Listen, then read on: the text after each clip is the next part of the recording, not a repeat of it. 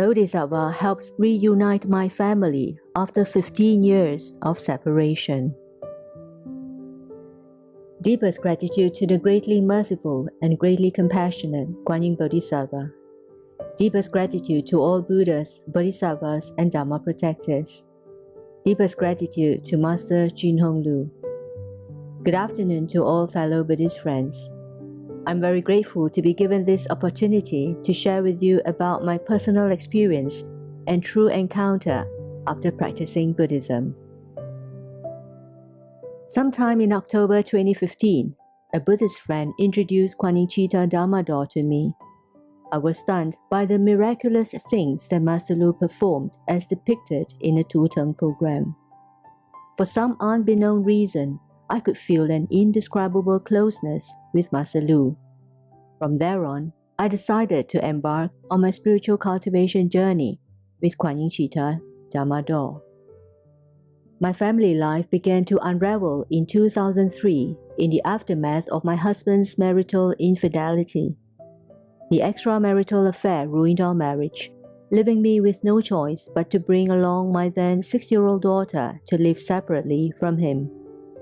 After the divorce, my husband seemed to have evaporated from the face of the earth. There was no news whatsoever about his whereabouts. As a consequence, our only daughter received zero financial support from her father. Life was tumultuous for me and my daughter in the ensuing 10 over years. Being the sole breadwinner, I could hardly make ends meet. There was no roof above our heads.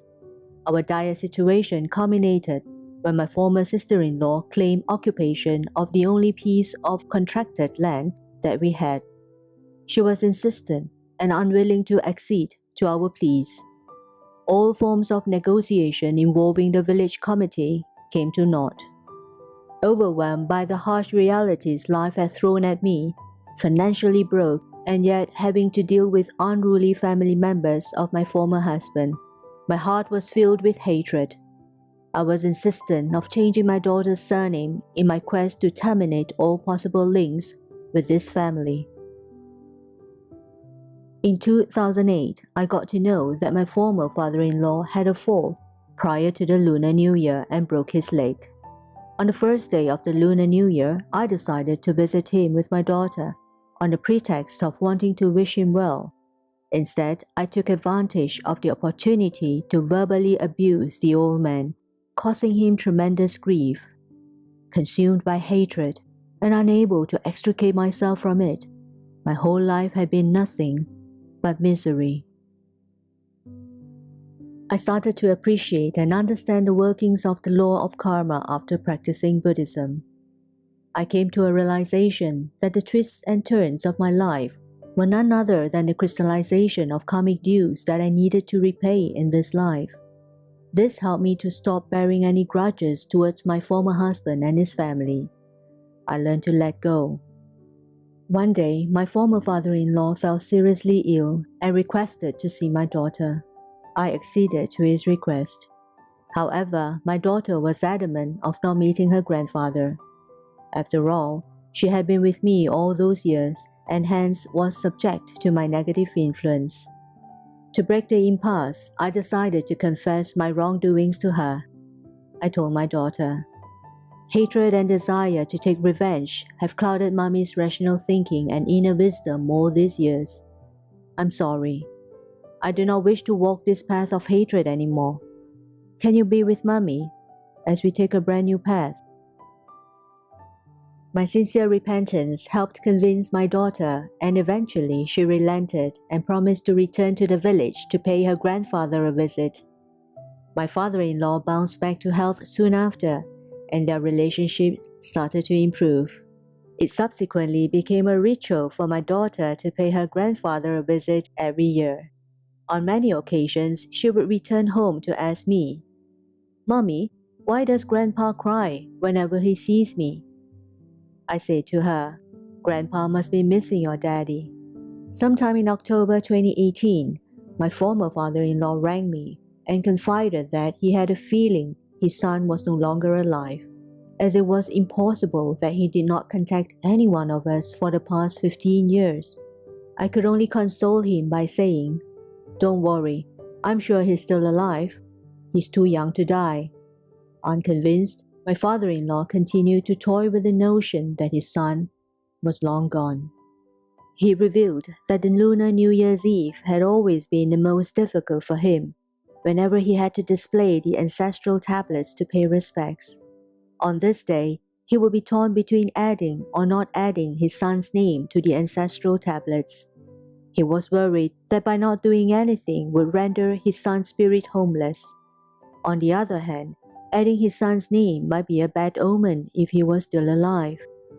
He choked as he spoke, and I teared up, listening to him. The second day after my conversation with my former father-in-law, as I was offering the incense and kneeling before the statue of Bodhisattva, I fervently implored for Bodhisattva's blessings so that I could get through Master Lu's Tu-Teng line.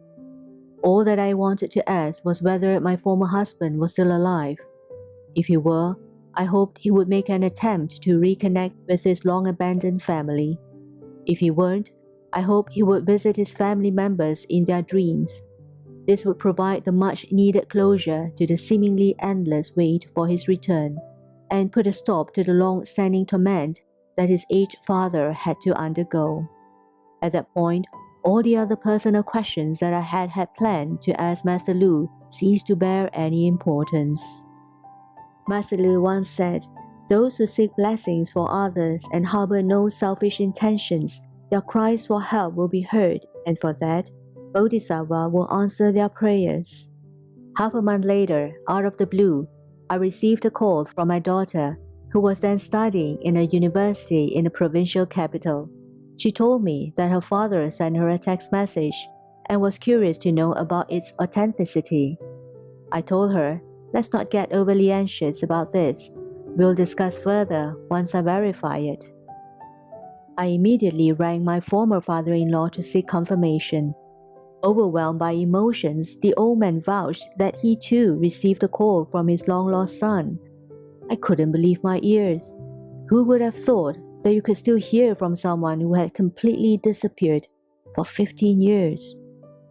When asked about his decision to cut off from his family, my former husband had this to say, "In the initial few years after I left, I was ashamed of myself for having an extramarital affair that decimated my family life. Deep inside, I told myself that I would only return home once I have some achievement in life. As life would have it, my goals were never achieved. By then, it was too late to reconnect with all of you, as all your contact details, except that of my second brother, had changed. In the recent 6 months, I kept reminiscing of the past and sorely missed my family. However, there's nothing I could do, as after such a protracted time lapse, I had completely forgotten all your mobile numbers. Just the day before, I had a dream. There was a crystal clear voice that spoke to me, and I was given a mobile number in my dream. I could still remember the number vividly even after I woke up from my sleep. With some doubt and hesitation, I rang the mobile number, and surprisingly, it was my second brother who picked up my call. I'm still perplexed by how things pan out. I was so touched beyond words by what I heard, and tears rolled down my cheeks. Deep down, I knew that it would not have been possible if not for the blessings of Bodhisattva. Bodhisattva heard my cry for help and was sympathetic to an 80-year-old's longing to be reunited with his son. Bodhisattva had made it possible for a son who had abandoned his family for 15 odd years to return home in one piece. This was the greatest consolation for any father who had sorely missed his son for such a long time. Not only was his father's wish granted, my former husband decided to bear the bulk of our daughter's living expenses. This helped to reduce my financial burden and make up for our daughter's lack of fatherly love for the past 15 years. I didn't expect things to turn out this way. For that, I'm deeply grateful to Bodhisattva, deeply grateful to Master Lu, and last but not least, I thank my former husband. Echoing what Master Lu once said, as long as we remain steadfast in our spiritual cultivation and not expecting anything in return, Bodhisattva will set up the best possible arrangement for us. I'm a good example. In a short span of 10 over days after my prayer request, I bore witness to the mercy and compassion of Guanyin Bodhisattva and the boundless power of Buddhism.